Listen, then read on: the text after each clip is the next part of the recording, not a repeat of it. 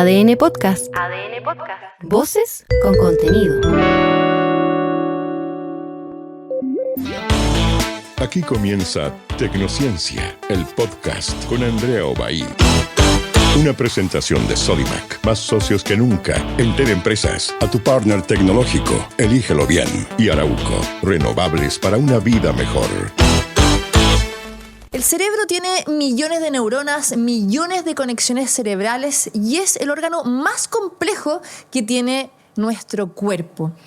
Doctor Bennett, ¿se podría decir que nuestro cerebro es un computador o actúa como un computador? Muy interesante pregunta.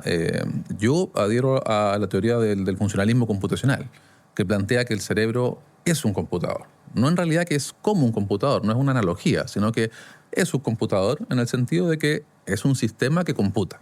La definición conceptual de un computador no tiene que ver con algo eléctrico, con una máquina que funcione con chips, sino que es el concepto de un sistema que trabaje con símbolos, los procese mediante un algoritmo y como output entregue un símbolo o un efecto.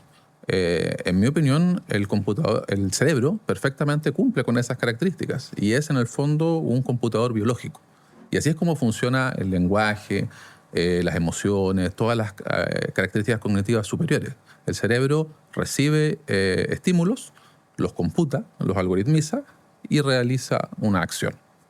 Pero es interesante pensar cómo a través de todas estas conexiones neuronales, de estos neurotransmisores, finalmente se percibe una realidad y se crea una realidad que es distinta a la mía con la tuya.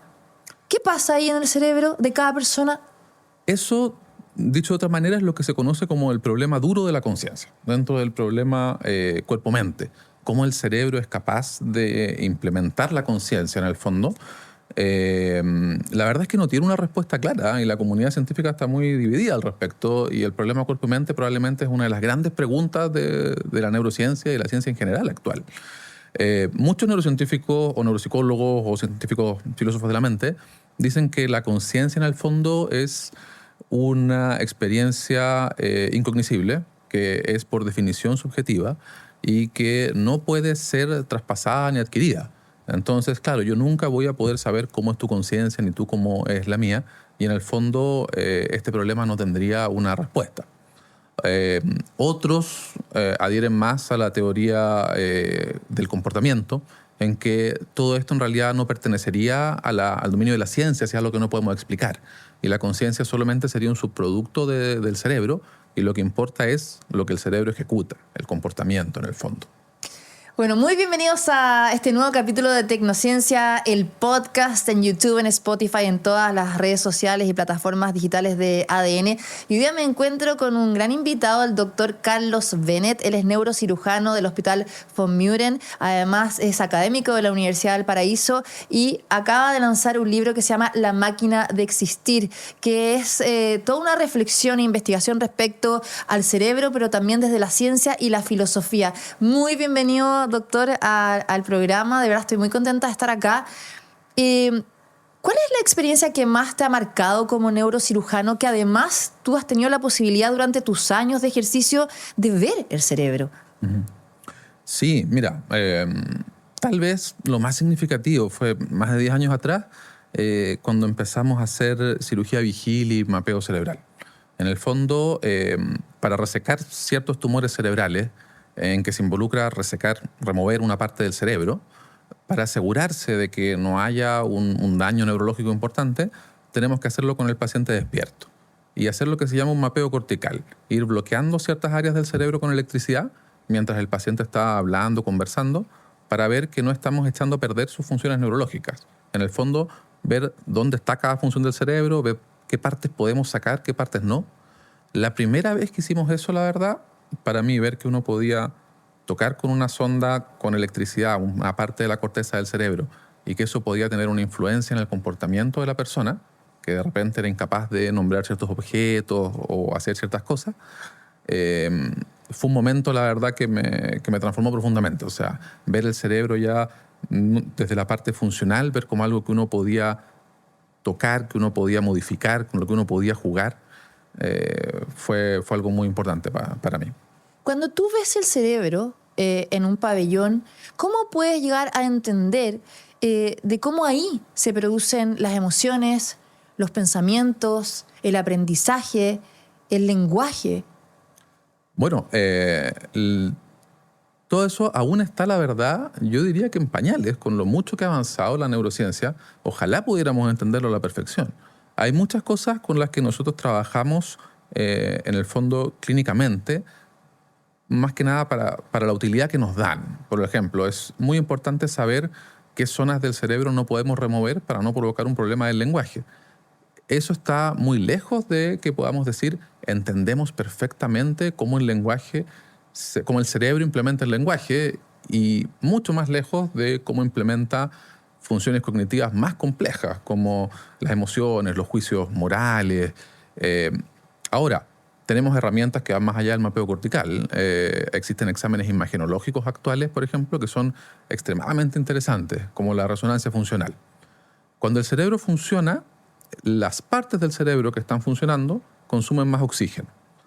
Tenemos exámenes actualmente que nos muestran qué partes del cerebro están consumiendo oxígeno y, por tanto, trabajando en un momento determinado. Entonces, si uno le pide a un paciente que haga una determinada labor, por ejemplo, una labor cognitiva, mientras uno hace una resonancia funcional, uno tiene una idea de qué partes del cerebro están trabajando en ese momento. Y uno se va haciendo así una idea de que esas partes del cerebro efectivamente son las que tienen ese rol. Otros tipos de imágenes nos ayudan a ver qué partes del cerebro están conectadas, formando microredes dentro del cerebro que tienen funciones autónomas o semiautónomas. Y la misma cirugía con el mapeo. Todas esas cosas nos van entregando pedacitos de conocimiento en el fondo, pero es parte de un puzzle que estamos muy lejos de terminar de armar. Pero si todos tenemos la misma estructura cerebral, ¿no? En las mismas partes en el cerebro, ¿por qué todos pensamos distintos o percibimos la realidad de forma distinta? En algún minuto podemos ser personas buenas o personas malas. Depende principalmente de cómo percibimos nuestra realidad, cuáles son las experiencias que hemos vivido, o hay alguna otra explicación. Bueno, hay muchas cosas. Lo primero es que el cerebro es relativamente constante entre todos los seres humanos, lo que es lo mismo que decir que es relativamente variable. O sea, no es exactamente igual para todos. Y algunas personas, por ejemplo, tienen la mayor parte de sus funciones del lenguaje en el hemisferio izquierdo, la gran mayoría, pero en otras personas, por ejemplo, los que son zurdos, suelen tener su lenguaje más deslocalizado y su cerebro es distinto. El cerebro no es igual físicamente en todas las personas, si bien hay ciertas cosas que son constantes. Ahora, la experiencia individual naturalmente moldea eso. O sea, el cerebro parte como una especie de tabula rasa y después son nuestras experiencias y nuestra biografía individual lo que va moldeando cómo esta masa encefálica va consolidando recuerdos y en base a eso va predisponiéndonos a generar ciertos comportamientos. Ahora, doctor, si pensamos en cómo se generan las emociones, cómo se generan los pensamientos, ¿qué estaría pasando adentro de nuestro cerebro? Básicamente esa es la pregunta de la conciencia, yo creo. ¿Qué es lo que pasa dentro de nosotros? Es difícil de responder. Hay toda una corriente de filosofía de la mente que piensa que en realidad no existe realmente una conciencia, de que lo único que importa es el comportamiento. Ahí están todos los conductualistas, los que dicen que en el fondo lo único que podemos objetivar es lo que podemos ver.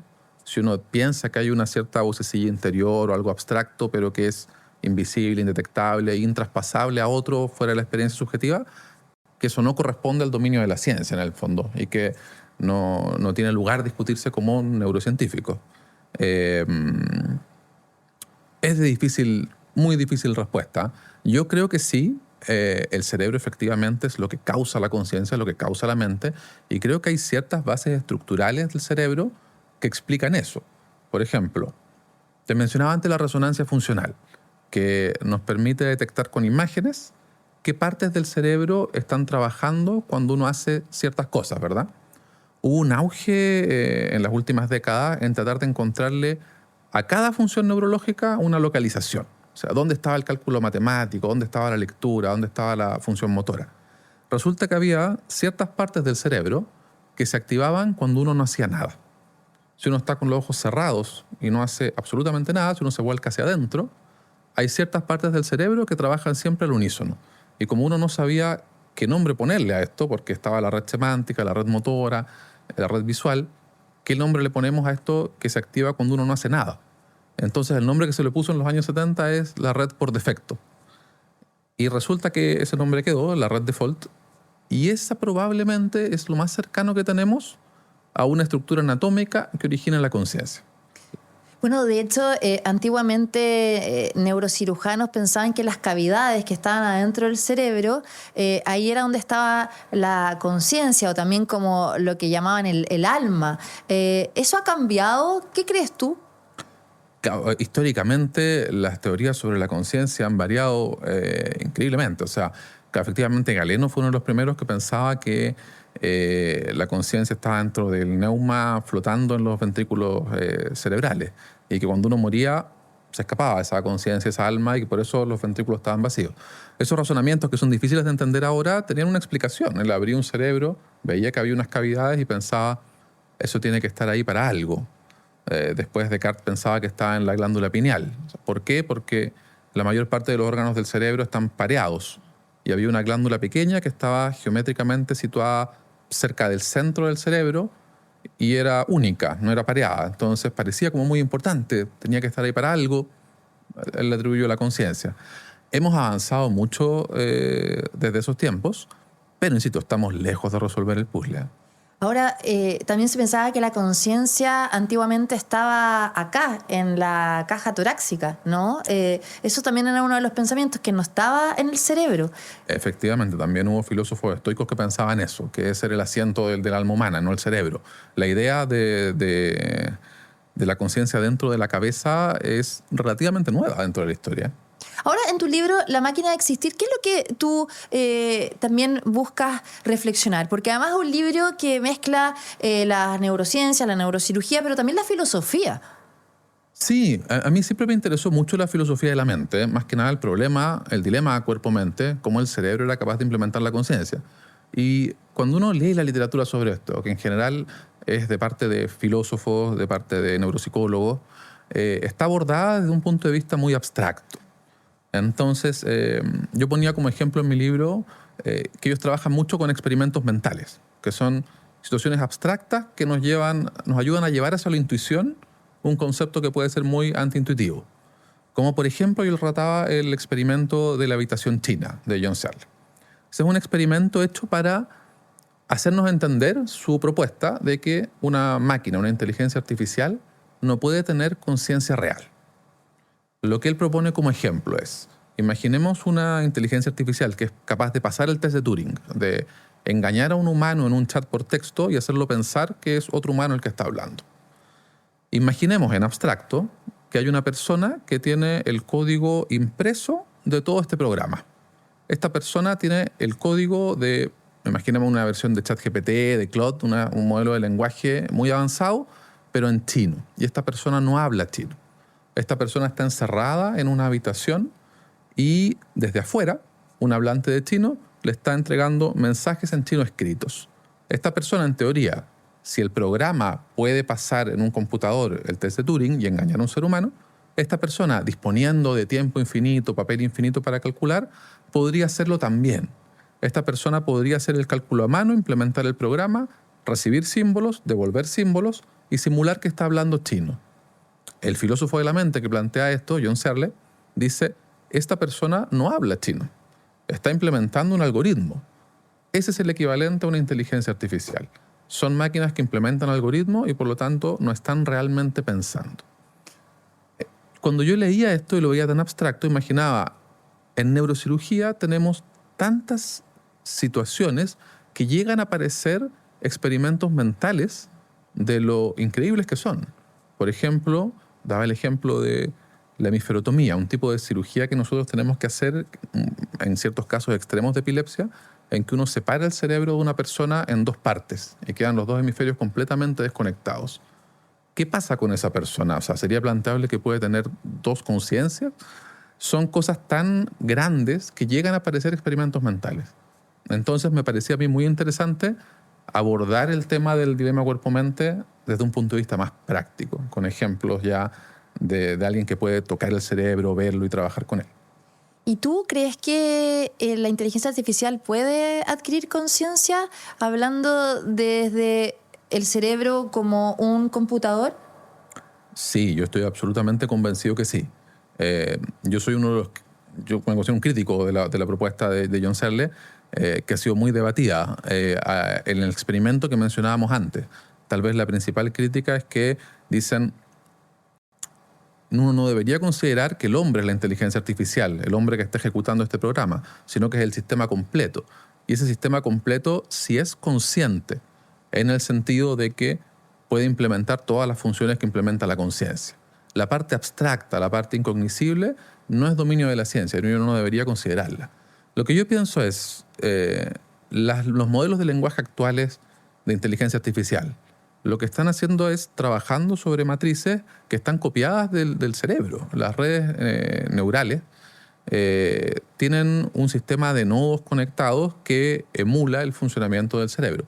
Si tenemos algo que actúa similar a un ser humano y que lo hace en base a una estructura que se parece al cerebro humano, yo creo que la pregunta se responde sola. Creo que necesariamente eso tiene una conciencia o algo muy similar a lo que nosotros llamamos conciencia.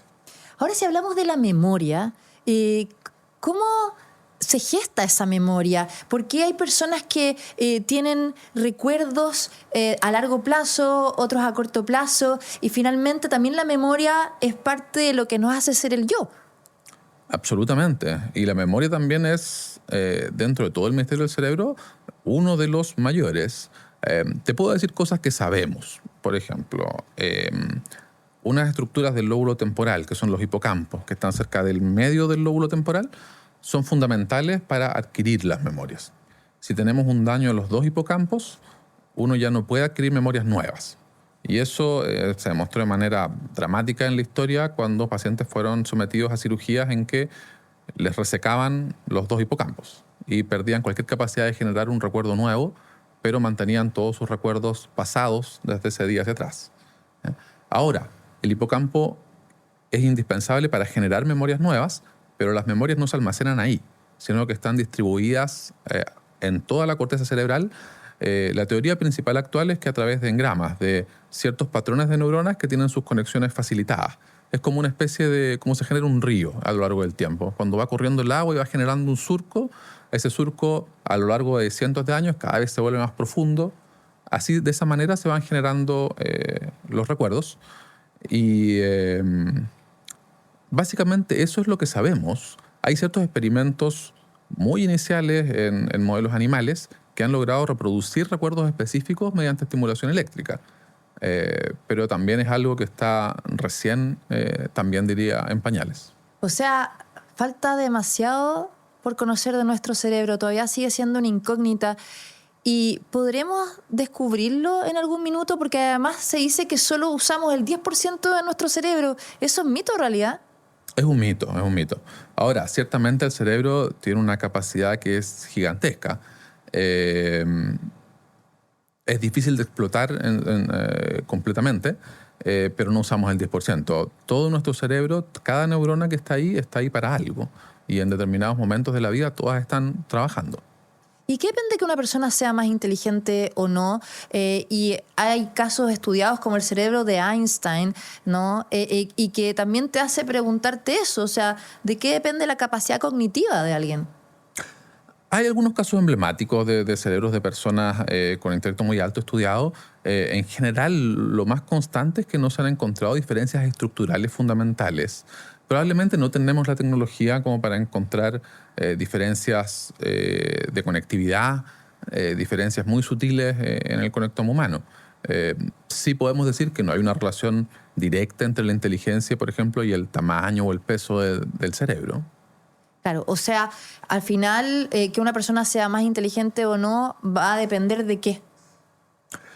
Probablemente hay un potencial genético, pero también de qué estamos hablando cuando nos referimos a inteligencia. Probablemente no es una sola cosa la inteligencia, sino que hay muchas habilidades distintas que caen dentro de ese término general.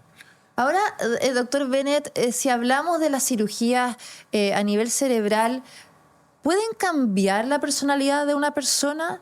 Y te lo pregunto porque antiguamente se utilizaba la lobotomía y se pensaba que podía mejorar el comportamiento de las personas o cambiarlas para ser mejores personas. ¿Qué dice la ciencia también, tu experiencia? Sí, ciertamente. O sea, el cerebro implementa nuestra personalidad, nuestras emociones, y si uno daña, desconecta ciertas partes específicas, eso se puede modificar. Como tú mencionas, este es un capítulo un poco oscuro de la historia de la neurocirugía, porque la lobotomía en algún momento se popularizó mucho sin que hubiera en realidad bases científicas suficientemente sólidas que nos llevaran a pensar que había un beneficio. Incluso un premio Nobel involucrado en el desarrollo inicial de la lobotomía, pero después esto agarró un boom muy grande y muchas personas fueron lobotomizados incluso sin su consentimiento. Por lobotomía nos referimos a una cirugía que involucraba la desconexión de una parte del lóbulo frontal del resto del cuerpo. Se hacía en un periodo en que no disponíamos de los equipos modernos, entonces muchas veces era un procedimiento a ciegas en que no sabíamos exactamente lo que estábamos dañando. Y bueno, se hacía muchas veces fuera de ciertos marcos éticos. Hay un caso que es interesante, que ocurrió en Chile en los años 50 o 60, no recuerdo bien, el de René Pardo Serón, una persona que estaba condenada por asesinato en la cárcel y al que en el boom de la lobotomía mundial se le ofreció una amnistía de su condena si era sometido al procedimiento. Él fue sometido al procedimiento, que se consideró exitoso, fue publicado en grandes titulares en la época y fue liberado de la cárcel unos meses después del procedimiento como una historia de gran éxito de la ciencia y que había sido curado de su agresividad. Y resulta que un poco tiempo después es reingresado a la cárcel por un nuevo asesinato. La verdad es que la lobotomía, como te decía, para mí es un periodo oscuro de la neurocirugía, pero no fue el fin de la psicocirugía. Y actualmente existen cirugías para ciertos trastornos que antes se consideraban eminentemente de la esfera psiquiátrica. Hay ciertos tratamientos que aún están saliendo del área experimental, pero que se están implementando para la depresión incluso. Existe un trastorno ya, un tratamiento más establecido para el trastorno obsesivo-compulsivo, cosas que son puramente funcionales, que no son estrictamente estructurales, ya están siendo muchas veces tratadas en forma quirúrgica. ¿Y qué es lo que se hace en el cerebro para que en el fondo se mejore esa situación o la patología que tiene la paciente o el paciente? La mayor parte de lo que hacemos es remover una parte o cortar algo muy específico, pero ahora en las últimas décadas también ya está el auge de la estimulación cerebral. Uno puede colocar especies de marcapasos en el cerebro que generan estimulación eléctrica y que en lugares muy específicos pueden provocar cambios en cómo funciona nuestro conectoma. Ahora, si pensamos en el cerebro de una persona, ¿por qué ciertas personas son más hábiles o les gusta más las humanidades, otras las matemáticas? ¿De qué depende? Yo creo que ciertamente puede haber un componente orgánico. Como te decía, el cerebro es relativamente constante, relativamente variable. Nuestros cerebros son todos un poco distintos. Y cuando uno, de hecho, examina el cerebro en ciertas tareas que uno podría considerar como más artísticas, son ciertas las partes del cerebro que están funcionando. Cuando uno realiza un cálculo matemático, son otras partes del cerebro las que están funcionando. Ciertas personas tienen más desarrolladas ciertas partes del cerebro que otras. Pero no es todo tampoco biológico, no hay que caer en un determinismo biológico. Muchas cosas tienen que ver con la experiencia y con la biografía individual. Y si yo me crié en un ambiente en que se fomentó la música, la literatura, es muy probable que me acerque a eso. No todo está determinado por nuestras neuronas desde el inicio. A mí uno de los puntos que me parecen más fascinantes es cómo se adquiere el lenguaje, cómo el cerebro va entendiendo, ¿no?, de a poco desde la infancia hacia la adultez el lenguaje y sobre todo pensando que cada uno vive en un país distinto con lenguajes o modismos o jergas y culturas diferentes. Es una pregunta muy interesante también, porque yo te había comentado antes como que el cerebro fuera una especie de tabula rasa, sí, que era moldeado por la experiencia, y la verdad es que tampoco es tan así, porque el lenguaje, si uno aprende ruso, chino o español, en general sus bases estructurales del cerebro son las mismas. Y la mayoría de nosotros tenemos una red semántica que aloja el lenguaje, que está basada entre el lóbulo temporal izquierdo, el giro frontal inferior izquierdo, una parte del lóbulo parietal y ciertos tractos mayores que son bastante constantes en todos los seres humanos. Entonces, ¿por qué los seres humanos, si nacemos sin la capacidad de hablar y aprendemos el lenguaje después, tenemos una estructura física predeterminada que parece estar ahí para albergar el lenguaje? La respuesta probablemente es evolutiva. El ser humano en el fondo desarrolló una estructura del cerebro que está hecha para desarrollar el lenguaje.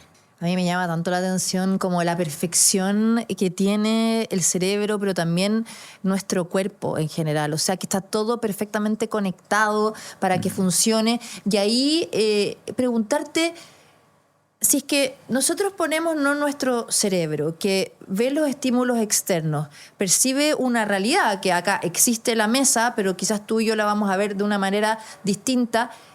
¿Qué pasa finalmente en nuestro cerebro desde que vemos una imagen, vemos una situación y finalmente todos esos sentidos que usamos, la vista, el tacto, ¿no?, el olfato, el gusto, crean, ¿no?, una percepción que finalmente es nuestra realidad? Uh-huh. ¿Cómo se definiría ese paso a paso desde que observamos algo, lo interiorizamos y finalmente a través de los sentidos el cerebro toma una decisión, piensa algo, siente una emoción? Es difícil de explicar. Yo ponía, por ejemplo, algunos ejemplos en mi libro de situaciones cotidianas. ¿Qué pasa con un jugador de fútbol que está en medio de un partido? Le llega la pelota y lo que uno hace es, ver la pelota que viene, se activa la retina, los nervios ópticos, eso viaja a través de tractos específicos, llega a nuestra corteza occipital, se procesa y ahí requiere varios estímulos de varias partes del cerebro que nos entreguen la información posicional de a qué velocidad viene, dónde estoy yo parado, en qué contexto estoy. Nuestro lóbulo frontal entra y empieza a alimentar eso también para filtrar los estímulos que no son importantes. Estoy sintiendo el viento, estoy sintiendo un ruido en otro lado y tengo que sacar eso de mi cabeza para concentrarme en lo que viene aquí. Y después tengo que tomar ciertas decisiones que son cognitivamente complejas. Voy a tomar la pelota, voy a seguir hacia adelante, voy a darle un pase a un compañero y en eso entran incluso emociones. Quiero ser yo el que meta el gol o quiero ser más un jugador de equipo. Y ahí ya es todo el cerebro el que está funcionando en realidad en cada decisión que tomamos, pero todo al final se filtra en la expresión de un comportamiento que va a ser, en este caso, motor. Lo que yo postulo, que no es una idea mía en realidad, que el cerebro funciona como un computador y la teoría del funcionalismo computacional es que todas las experiencias en general nos llevan a estados mentales y esos estados mentales provocan o una ejecución de un acto motor o nos predisponen a otros estados mentales. Y el subproducto de esto es lo que llamamos conciencia. Y si hablamos del cerebro, ¿es el cerebro el que causa la mente o la mente y el cerebro son lo mismo? Claro, es una frase de John Searle que a mí me encanta. El cerebro causa la mente. Creo que la belleza de esa frase creo que resume muy bien este dualismo de propiedad, en que el cerebro es una materia física que genera un componente abstracto que es la mente. Yo no creo que haya una identidad. Esas son las teorías monistas de una sola cosa. Decir que el cerebro es la mente, no, son cosas distintas, pero sí creo que el cerebro la causa. ¿Y qué es para ti la mente? La mente o la conciencia tal vez es una palabra muy compleja que probablemente no abarca un solo fenómeno. Cuando uno habla de la conciencia, por ejemplo, uno probablemente habla de la introspección, de esta vocecita que uno tiene adentro de uno, que es el diálogo que uno mantiene con uno mismo. Pero también uno habla de ciertas cosas que son memorias, los recuerdos de nuestra biografía temporal. Eso también uno lo coloca dentro de la conciencia. Cuando uno habla de una vocecita interna, uno también está utilizando lenguaje. Uno también incorporaría eso. Entonces, conciencia es una palabra demasiado amplia. Yo creo que hay más de un elemento. ¿Qué pasa cuando morimos? ¿Qué pasa con esa conciencia? ¿Qué piensas tú, además, como neurocirujano, que sucede en nuestro cerebro? Porque además se ha dicho que por evidencias de personas que estuvieron cerca de la muerte, de que ven una luz, que ven un túnel, ¿no?, que se ven desde arriba, hay fenómenos que no tienen explicación, pero tú que estudias el cerebro, que lo has visto en los pabellones, ¿qué crees? No esperaba esa pregunta. Claro, es una pregunta que limita en lo científico con lo espiritual también. Es muy interesante, la verdad. Yo soy un convencido de que la conciencia está implementada por el cerebro. Por lo tanto, yo creo que cuando el cerebro se acaba, la conciencia se acaba.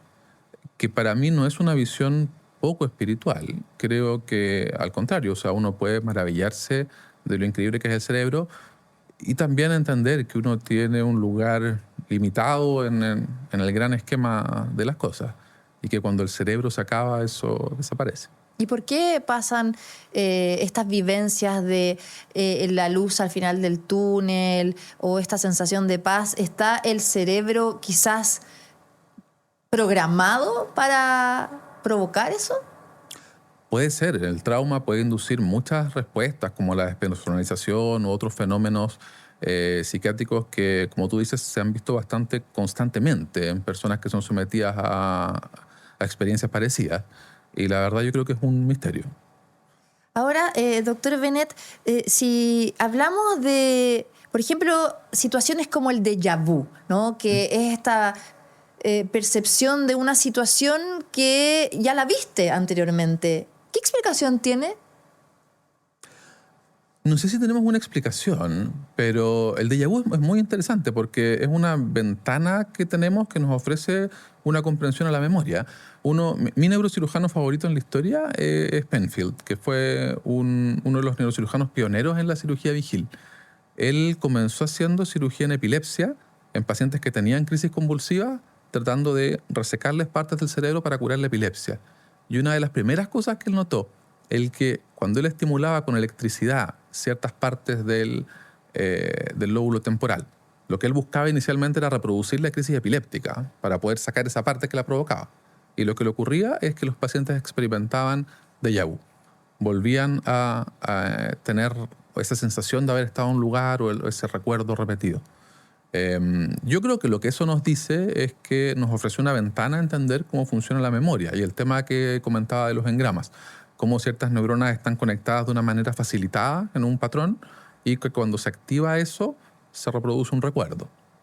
La historia de cómo Penfield tocó con electricidad el cerebro y el un déjà vu, yo creo que es uno de los puntos de inflexión en la neurocirugía moderna que nos abrió muchas puertas a entender mejor el cerebro. ¿Y a ti qué es lo que te gustaría responder sobre el cerebro que sigue siendo un enigma o dentro de toda tu experiencia todavía no tienes esa respuesta?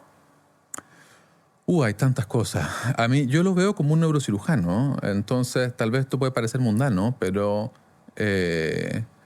una cosa súper práctica que a mí me apasiona es tratar de entender cómo yo puedo sacar la mayor parte del cerebro de un paciente que tiene un tumor cerebral sin provocarle un daño terrible.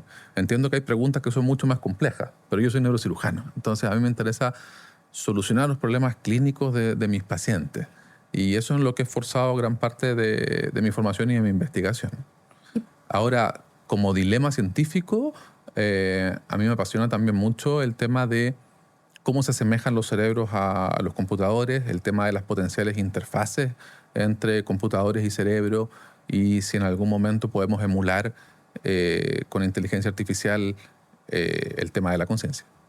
Ahora, si comparamos a los seres humanos con los animales, ¿se sabe por qué los cerebros son disímiles en el sentido que nosotros sí tenemos la capacidad de habla y de pensar, y se dice que los animales solo en el fondo actúan por impulsos o por instinto y no se sabe si actúan similar o no, si sabemos que son sintientes, pero ¿en qué se diferencian?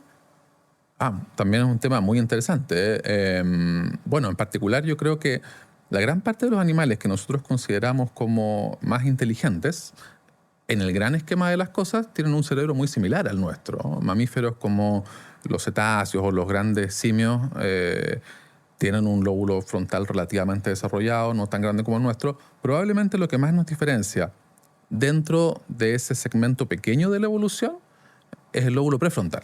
El gran desarrollo del Homo sapiens fue que desarrolló esta corteza que está por delante de la parte del lóbulo frontal que da la parte motora. La corteza que da las funciones cognitivas más superiores exponencialmente. Tenemos este gran lóbulo prefrontal, creo que nos da esa diferencia. Ahora, uno se tiene que preguntar si esa es la única forma de tener conciencia o la única forma de tener inteligencia, más bien. Y ahí hay un fenómeno muy bello de estudiar, que es el de la inteligencia de animales que han ido por una vía evolutiva totalmente diferente. Y ahí, por ejemplo, está el tema de los cefalópodos, los pulpos, que pueden desarrollar actividades muy complejas, que tener ciertos tipos de aprendizaje, rivalizando en ciertas cosas a los mamíferos, habiendo seguido una vía evolutiva totalmente distinta, en que ellos tienen gran parte de su sistema nervioso descentralizado, ubicado en los tentáculos. Entonces eso nos hace preguntarnos, ¿es realmente necesario el cerebro y por tanto la conciencia para las tareas complejas y la inteligencia? Uno podría imaginarse una especie de hiperpulpo, un pulpo más evolucionado que realizara acciones mucho más complejas manteniendo un sistema nervioso descentralizado. Hay un libro ahí que yo recomiendo, que me encanta, que se llama Otras Mentes, que para mí es uno de los libros científicos más bonitos que he visto, que trata sobre ese tema de la inteligencia de cefalópodos y cómo se compara con la nuestra. ¿Los seres humanos podríamos tener una mayor inteligencia de la que tenemos ahora? ¿O en el fondo nuestro cerebro podría desarrollarse más de lo que ya está? Ciertamente sí. Creo que nuestro cerebro se desarrolló de la manera en que se desarrolló por la presión evolutiva. Es muy discutible si esa presión evolutiva existe y qué va a pasar en los cientos o miles de años que vengan con la inteligencia artificial. Probablemente nuestro cerebro cambie. No sé en qué dirección. Ahora, si hablamos sobre las emociones, los pensamientos, las decisiones que ocurren en nuestro cerebro, con todas estas millones de neuronas, conexiones neuronales, ¿por qué hay personas que son malas y otras son buenas? ¿Qué rol juega ahí nuestro cerebro? Es muy difícil de decir, habría que definir qué es malo o bueno. Hay trastornos neuropsiquiátricos que tienen efectivamente bases estructurales estudiadas, hay muchos en los que no encontramos una causa, pero yo creo que es algo para lo que no tenemos en realidad una respuesta. Yo no sé si existe gente mala per se. Ciertamente hay gente más individualista, más egoísta, y eso puede tener una base orgánica. También ciertamente tiene mucho que ver con la biografía individual, las experiencias y cómo se moldeó ese cerebro. Sí, doctor, yo también quería preguntarte si nosotros tuviéramos la conciencia, ¿podríamos trasladarla a otro lugar de nuestro cuerpo? Y es una de las preguntas que nos hicieron mucho en las redes sociales para esta conversación.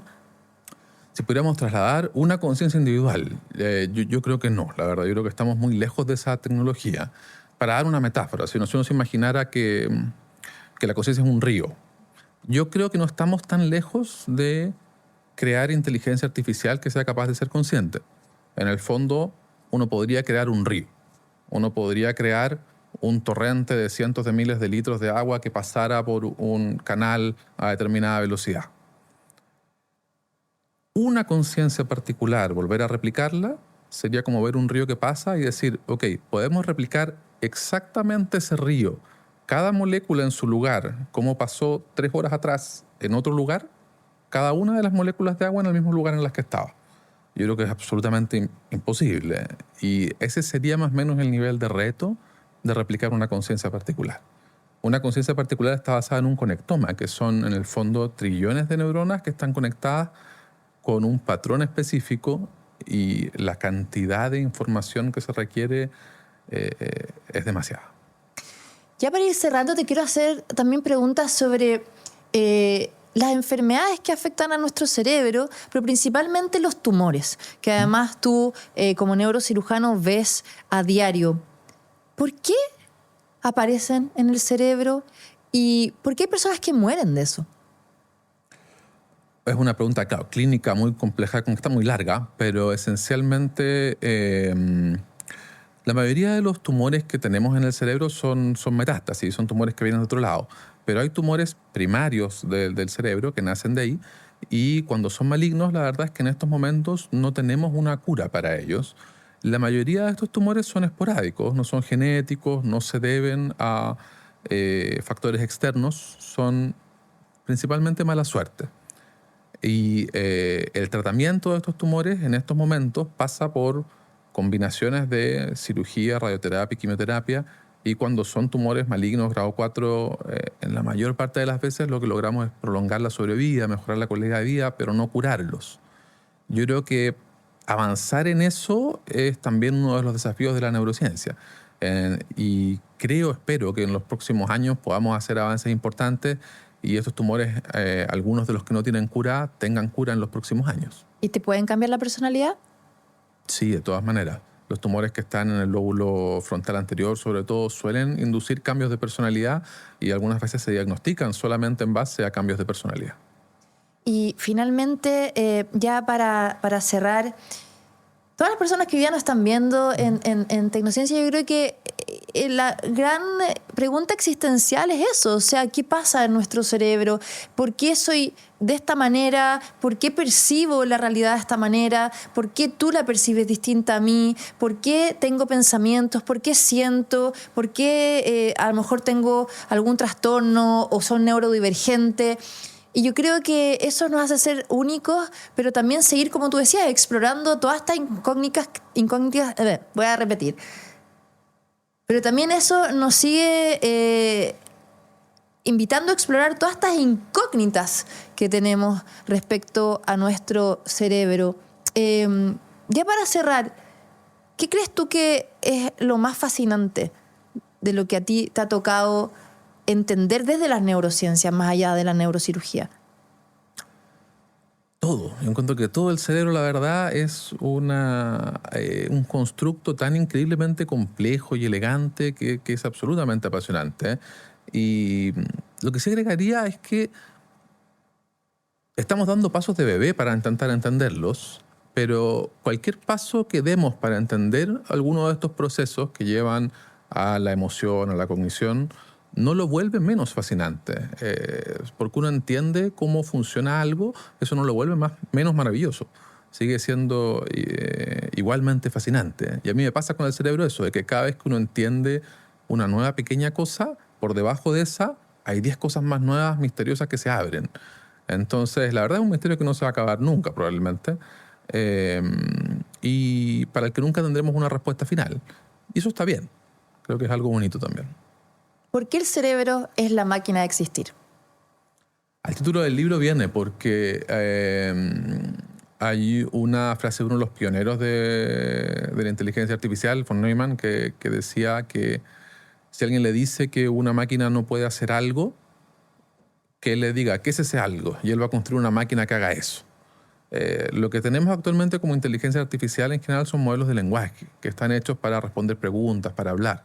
Entonces, ciertamente no tienen conciencia, pero eventualmente podríamos tener un computador que estuviera hecho no solo para hablar y para responder, sino programado para hacer todas las cosas que un ser humano está hecho para hacer, eventualmente para existir. En mi metáfora, el cerebro es un computador cuya programación, su rol es ser, existir. Bueno, qué interesante esta conversación con el doctor Carlos Bennett. Carlos, verdad, muchas gracias por estar acá con nosotros en Tecnociencia. Además, a la gente que nos está viendo, ¿dónde puede adquirir tu libro, La máquina de existir? Bueno, muchas gracias a ti, Andrea, por la invitación. Muy, muy, muy agradable la conversa. Y La máquina de existir es de Editorial Universidad de Valparaíso. Al momento de esta entrevista todavía no sale, pero espero esté pronto en las librerías mayores ya a la venta. Bueno, gracias también a ustedes por sintonizarnos cada semana aquí en Tecnociencia, el podcast. Recuerden que estamos en YouTube, en Spotify, en todas las plataformas digitales de ADN, en las redes sociales también, las mías, @Andrea Obaid. Y como siempre, estamos acá conversando de temas que nos interesan, de ciencia, de tecnología, salud y medio ambiente, estas conversaciones que son necesarias, de muchas preguntas que nos hacemos y a veces no encontramos la respuesta. Bueno, aquí las pueden encontrar. Muchas gracias, Carlos, muchas gracias a ustedes y nos vemos la próxima semana. Esto fue Tecnociencia, el podcast con Andrea Obaid. Tecnociencia fue una presentación de Sodimac. Más socios que nunca. Enter Empresas, a tu partner tecnológico. Elígelo bien. Y Arauco, renovables para una vida mejor.